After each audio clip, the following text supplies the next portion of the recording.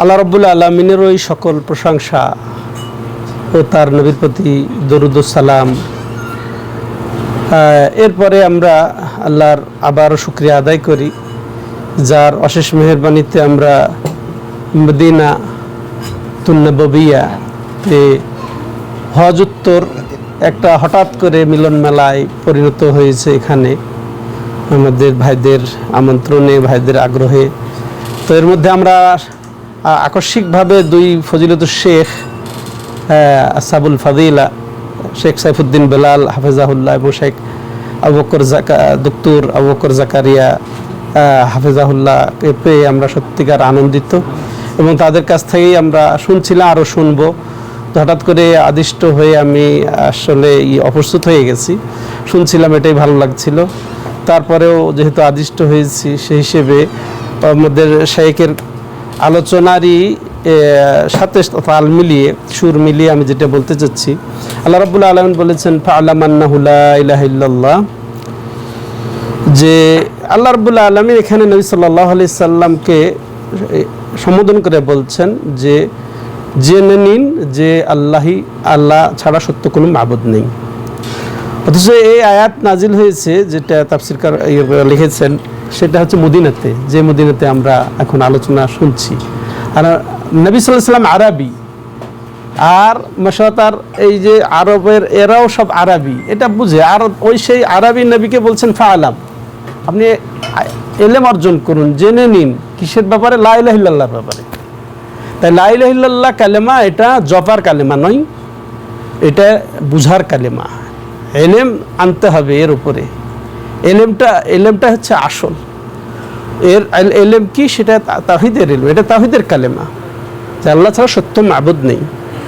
আর এখানেই আবার আল্লাহ রাব্বুল আলামিন সূরা কাহফের শেষ দিকেও আল্লাহ বলছেন ফামান কানা ইয়ারজু লিকা রাব্বিহি ফালিয়ামাল আমালান সালিহা ওয়া লা ইউশরিক বিইবাদাতি রাব্বিহি আহাদা। হ্যাঁ, এদিক থেকে আমি ওদিকে গেলাম। মানে তাহলে আমাদেরকে তাওহীদের ইলম অর্জন করতে হবে, তাওহীদের আসল। আর কালেমা লা ইলাহা ইল্লাল্লাহ হচ্ছে তাওহীদের কালেমা, ইখলাসের কালেমা, ঈমানের কালেমা, ইসলামের কালেমা। তো এটা আমাদেরকে বুঝতে হবে, যথাযথভাবে বুঝে জেনেই এটাকে বাস্তবায়ন করতে হবে বাস্তব জীবনে। আর যেটা শাইখ বলছিলেন যে দুটি বা তিনটি শর্ত যে মানুষের জন্যে তার আমল কবুল হওয়ার ক্ষেত্রে, সেটা এই আয়াত, যেটা আমি সূরা কাহফের শেষ আয়াত দিকে দৃষ্টি আকর্ষণ করেছি, যে ফামান কানা ইয়ারজু লিকা রাব্বিহি, যে তার রবের সাক্ষাৎ করতে চায়, হ্যাঁ, রবের সান্নিধ্য লাভ করতে বা সাক্ষাৎই করতে চায়, দেখতে চায়, রবকে মুলাকাত করতে চায়, তার জন্য দুটি কথা এখানে আল্লাহ রাব্বুল আলামিন বলেছেন, যে সে যেন সৎ আমল করে, নেক আমল করে, শরীয়ত মোতাবেক আমল করে, নবী সাল্লাল্লাহু আলাইহি ওয়াসাল্লামের তরিকা মোতাবেক করে। আর ওয়ালা ইউশরিক বিইবাদাতি রাব্বিহি আহাদা, সে তার রবের সাথে কাউকে যেন শরীক না করে, এটা হচ্ছে ইখলাস, মানে শিরক মুক্ত ইবাদত করে। আর যেটা সৎ আমল, আমরা সৎ আমল খুবই বুঝি, বলি, কিন্তু আর সৎ আমল কোনটা? যেটা রাসূলুল্লাহ সাল্লাল্লাহু আলাইহি সাল্লাম যেভাবে করেছেন, যে তরিকায়, যে পদ্ধতিতে করেছেন, যে নীতিতে করেছেন, সেটাই হচ্ছে আসলে সৎ আমল।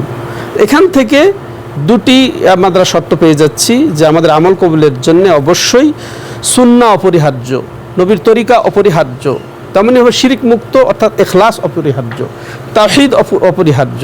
আমরা কালেমা পড়ি, শাহাদাত দেই, সাক্ষ্য দেই যে মুহাম্মাদুর রাসূলুল্লাহ, এটা আমাদের প্রচলিত আছে বেশি, আশহাদু আল্লা ইলাহা ইল্লাল্লাহ ওয়া আন্না মুহাম্মাদার রাসূলুল্লাহ, যে আল্লাহ ছাড়া সত্য মাবুদ নেই, মুহাম্মদ আল্লাহ রাসূল, তাওহীদে উলুহিয়া, তাওহীদের রিসালাতের কথা শেখ বলেছেন। তো এখানেও আমাদের মূলত দুটি শর্ত, আমল কবুলের মূলত দুটি শর্ত। লা ইলাহা ইল্লাল্লাহর দাবি হচ্ছে ইখলাসের সাথে, তাওহীদের সাথে আল্লাহরই ইবাদত করা। আর মুহাম্মদুর রাসূলুল্লাহ সাক্ষ্যের দাবি হচ্ছে মুহাম্মদী তরিকায়, মুহাম্মদী পদ্ধতিতে, মুহাম্মদী নীতিতে আমাদের যাবতীয় ইবাদত হতে হবে, বাধ্য।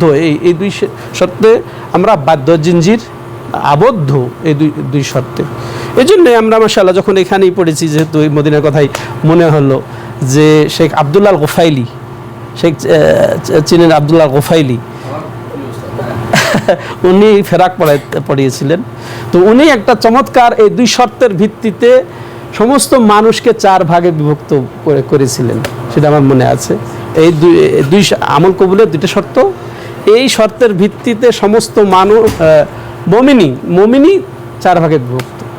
প্রথম ভাগ যে তার ইখলাসের অভাব নেই, ইবাদত বান্দিগিতে এই যে বিনয় নম্রতায় ফজিলতে এগুলো তার ইখলাসের অভাব নাই, ইখলাসের সাথে সেগুলা পালন করে চলে যাচ্ছে, আর এটা আসল জরুরিও তাই। কিন্তু এর মধ্যে নাই কি সুন্নতি তরিকা নেই, সুন্নত মতো সে আমল করে না, সুন্নত মতো সে সালাত আদায় করে না, যাকাত দেয় না, সিয়াম হজ এগুলা সুন্নত মতো সে পালন করে না, রাসূলের তরিকায় পালন করে না, কবুল হবে? মুহাম্মদ রাসূলুল্লাহ এটা নাই এখানে তার।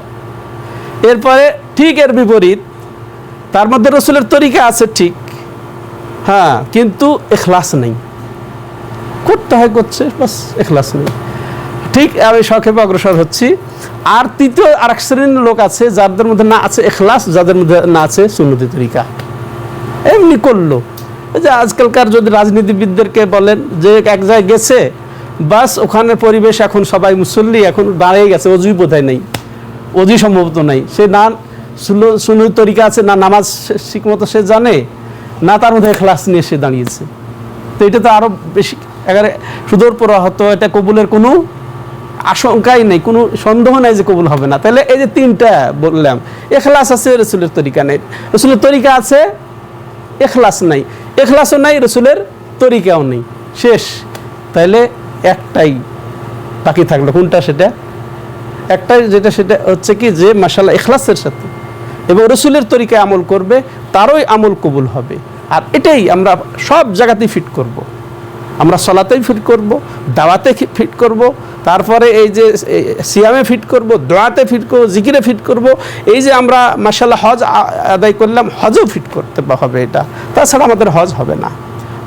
হজে মাবরুরের জন্য প্রধানতম শর্তই হচ্ছে এই 2টা, যে ইখলাসের সাথে হবে এবং রাসূলের তরিকায় হতে হবে।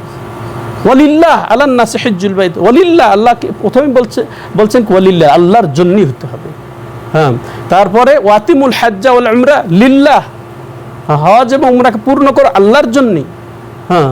তারপরে সেটা কি যে রাসূলুল্লাহ সাল্লাম যেভাবে খুযু আন্নী মানাসিকাকুম বলে বারবার প্রতিটা স্টেপ বাই স্টেপ তিনি শিক্ষা দিয়ে গেছেন, আর সাহাবাদেরকে বলে গেছেন যে খুযু আন্নী মানাসিকাকুম, তোমরা আমার থেকে তোমাদের হজের নিয়মটা শিখে নাও, লাআল্লি লাআলকাকুম বাদা আমি হাযা, সম্ভবত আগামী বছর তোমাদের সাথে আর সাক্ষাৎ নাও হতে পারে, হ্যাঁ, আর হজ আমি নাও করতে পারি, এইভাবে যে শিক্ষা দিয়েছেন, ঠিক ওইটাই সল্লু কামা রাআইতুমুনি উসাল্লি, ওইভাবেই সালাত আদায় করো, যেভাবে আমাকে সালাত আদায় করতে দেখো, ওইভাবেই তাহলে দাওয়াত দাও, যেভাবে আমাকে দাওয়াত তাহলে নবীর মানহাজটা নিতে হবে দাওয়াতে, নবীর মানহাজটা নিতে হবে আমাদের তাবলীগে, নবীর মানহাজটা নিতে হবে আমাদের দোয়া, আমাদের জিকির, সব ক্ষেত্রে, নচেত আমাদের আমল কবুল হবে না। হ্যাঁ, ইখলাস থাকলেও আমাদের আমলটা কবুল হবে না। যেটা সাহেব বলছিলেন যে সুন্নাত, তো এটা তাহলে সুন্নত তরিকা না হলে তাহলে কেমনে হবে? যে হজের যেগুলো আমল, সেটা মাশাআল্লাহ দেখেন 10 তারিখের আমলগুলাতে রাসূলুল্লাহ সাল্লাম পুরা রুখসাত দিয়ে দিলেন, ইফআল ওয়ালা হারাজ, করো সমস্যা নেই। কিন্তু দেখেন 11 তারিখ 12 তারিখ আমার তাশরিকের কোনো ইখতিয়ারের কোনো দলিল নেই, অথচ দেখেন এখানে রাত না থাকা, তারপরে পাথর মারা, এগুলোর ক্ষেত্রে ইখতিয়ার খুঁজতে যাচ্ছে, আবার জওয়ালের আগেই পাথর মেরে দেওয়া, এগুলোর মধ্যে আমরা এই রুখসাত খুঁজতে যাচ্ছি, এখানে কোনো সুযোগ নেই। এই আইয়ামে তাশরিকের আমলে 11, 12, 13 তারিখের আমলে কোনো রুখসাতের সুযোগ নেই, কিন্তু 10 তারিখের পুরো আমলগুলোর মধ্যে রুখসাত আছে। সেখানে আমরা নিজেদের উপরে চাপিয়ে নিচ্ছি কি যে তরতিব ওয়াজিব, আবার করছি কি কুরবানি না করলে আমার মাথার চুল নিড়া করা যাবে না, এটা আমার নিজের উপরে চাপিয়ে নিচ্ছি। অথচ রাসূলুল্লাহ সাল্লাল্লাহু আলাইহি ওয়াসাল্লাম তরিকা হচ্ছে হ্যাঁ, লাকাদ কানা লাকুম ফি রাসূলিল্লাহি উসওয়াতুন হাসানাহ, সেখান থেকে আমরা নিলে সব ক্লিয়ার হয়ে যাবে। যাই হোক, আমি শায়েখদের সামনে অনেক কিছু বলে ফেললাম, আল্লাহ আমাকে মাফ করার সময় কিছু বেশি নিয়ে নিলাম। জাযাকুমুল্লাহু খাইরান। হাযা হুয়া সাল্লাল্লাহু আলা নবিয়িনা মুহাম্মদ ওয়া আলা আলিহি ওয়া সাহবিহি আজমাইন। সুবহানাকাল্লাহুম্মা ওয়া বিহামদিকা আশহাদু আল্লা ইলাহা ইল্লা আনতা আস্তাগফিরুকা ওয়া আতুবু ইলাইক।